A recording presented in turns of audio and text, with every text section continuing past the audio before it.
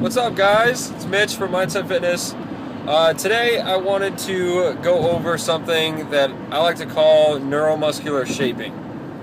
And basically that's just a fancy term for the mind and muscle connection when you are lifting and trying to recruit as many muscle fibers as possible.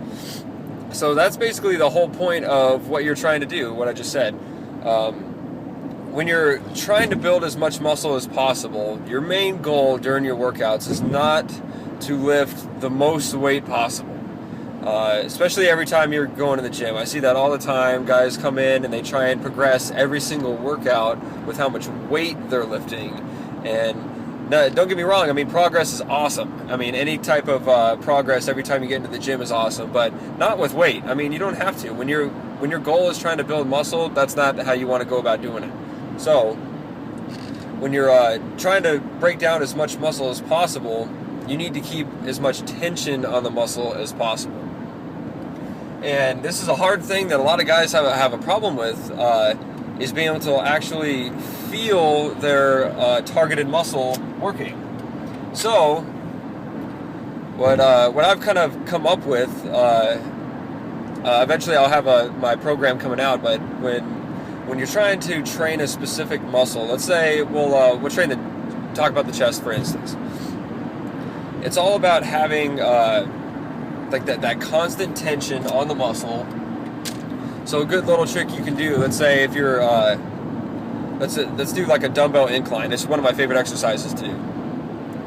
When you're warming up, which is probably one of the most important parts of it, your goal is to get as much blood flow into that muscle as possible. That's number one. You want to make sure to get as much blood flow into your muscles and the muscle cells as possible. More blood flow is more nutrients. More nutrients is, it's present inside the muscle to help protein synthesis and all that fun stuff, all that good stuff that happens intracellular inside the muscle, all that stuff. So number one, get blood flow in your muscle, and sometimes this takes a few warm-up sets. Usually it's like the first, maybe the second exercise in the workout. It doesn't have to be anything crazy. You don't have to warm up with every exercise, because by the time you get to sometimes that third exercise, you're plenty warm. You should have a ton of blood flow in there already. But after you get blood flow in the muscle, it's important to be able to focus completely on what you're trying to do. So it's like, let me try to explain this way. To move the weight, you are contracting the muscle that you're targeting. So you're not just lifting the weight. Anybody can just get under the weight and lift it. Your body will naturally take those stresses and loads and put them where it's easily handled. So if you have like a novice lifter who's underneath 60-pound dumbbells, their body will compensate, and their brain will tell their body to lift the weight, so they'll lift it. And most of the time, that'll bring in a lot more muscles that don't need to be involved as much, like a lot more shoulders, a lot more of the arms. And if you're targeting the chest, you don't want any of that other stuff, none of that. So with neuromuscular shaping, it's about using your targeted muscle. So incline dumbbell press, you want to use the upper part of the chest, and mainly just the pectoralis major, the main chest, to contract to lift that weight. So I hope that makes a little bit more sense.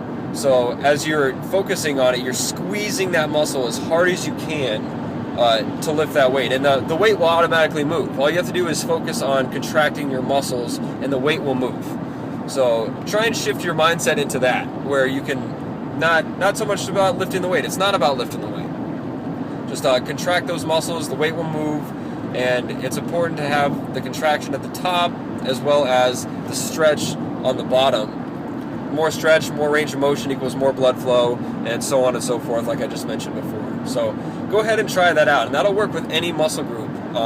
Focus on the muscle that you're working. If you want to gain some serious mass, you got to be able to control the weight with your muscles as much as possible, as much tension as you can put on the muscles as possible, with as much weight that you can control. And that's the balance that you want to have. So hope that helps out a little bit, guys. I wanted to explain a little bit more of that. And for more information and more detailed stuff that I wrote down, there's a good blog post right underneath this video that you can read a little bit more in depth of what I'm talking about. So I hope that helps a little bit.